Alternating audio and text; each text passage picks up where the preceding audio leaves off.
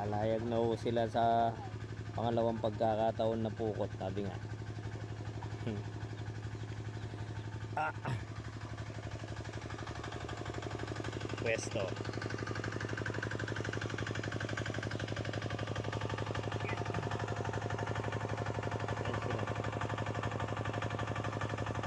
Basal yung tubig eh.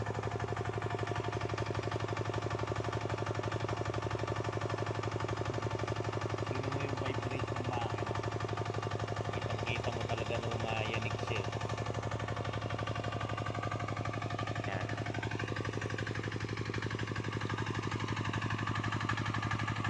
Kaya nakapiskid na yun, madulas oh.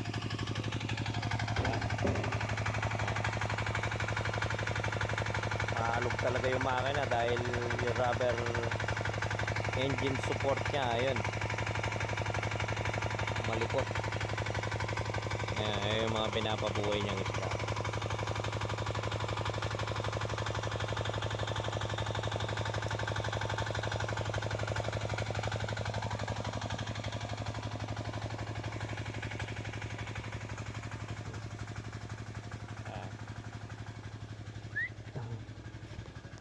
So hirap kasi maanohan dito. Ha? Yun oh. Ando na, pumwesto yung mga nagtatrabaho natin.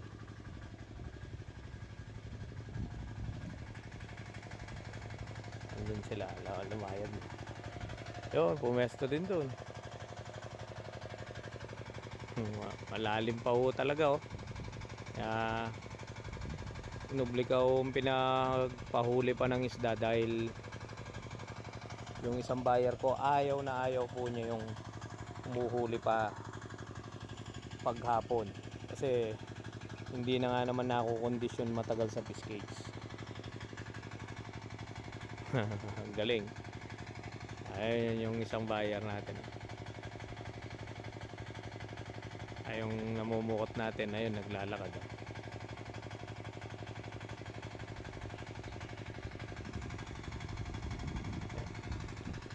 Tayo. Ito yung pwesto ng karga mamaya. Yung mga second batch na mga karga natin. Ayun, nandun sila. Nakabilag. Ayan. Ito na tayo.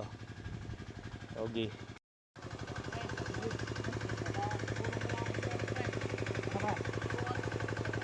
Pre, ano masasabi mo sa ginawa mo na yan?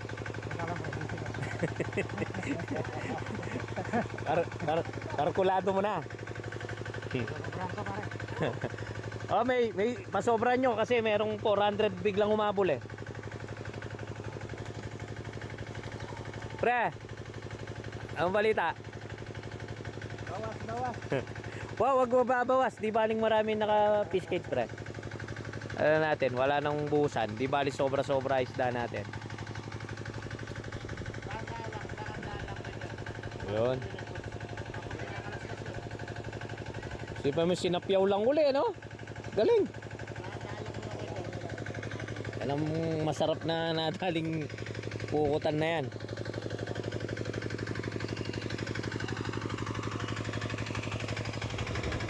Aray.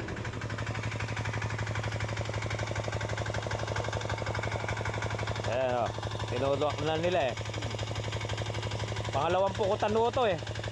Kaya inubliga na ho nilang tinulak tong nasa landra magmula kanina. Ayun. Sa harapan tuwan-tuwa yung mga buyer pag ganito. Kahit kanyo matagal ho nasa landra, ibig sabihin wala na ho talagang pinalalabas dyan. Malinis na binga. Kaya